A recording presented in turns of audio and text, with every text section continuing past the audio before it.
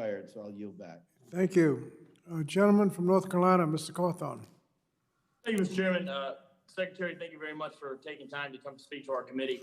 Mr. Secretary, do you have input and influence on health policy within the Department of Education? I'm sorry, say that again, please.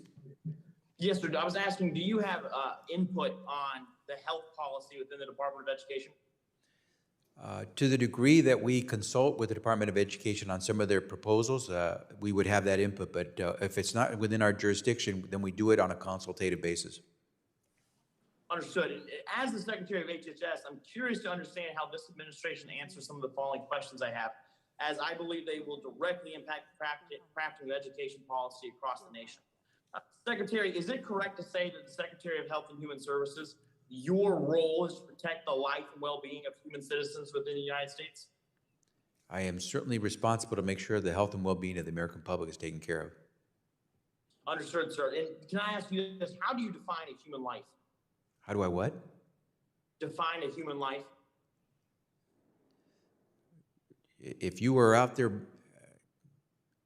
making things happen, if you're surviving the tough challenges before us, if you're making it through and you have a loving family that's helping you out, all those things make it possible for Americans to move forward in a way that lets them prosper and become leaders for our country.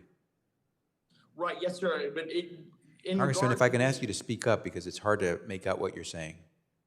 Yes, sir. I'm curious, as you're the Secretary of Health and Human Services, we really care about when you start protecting the life of American citizens.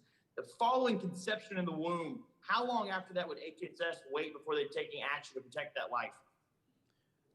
Well, I will tell you that I'm not a physician. My wife is an OBGYN, and she could probably speak more directly to some of those more medical, technical issues. What I will tell you is that based on policy and how I can act as a Secretary of Health and Human Services, I'm guided by the law and what it tells us we can do when it comes to providing services to anyone at whatever stage you wish to consider.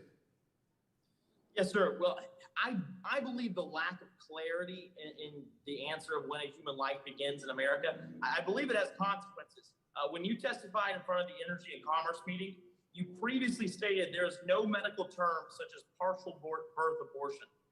There is not a definition of partial birth, but there is a definition of infanticide.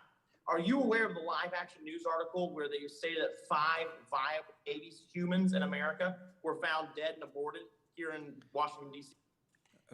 Congressman, what I can tell you is that that term is a politician-created term. It is not a term that physicians use, not a term that my wife as an OBGYN uses to address the issues of pregnancy.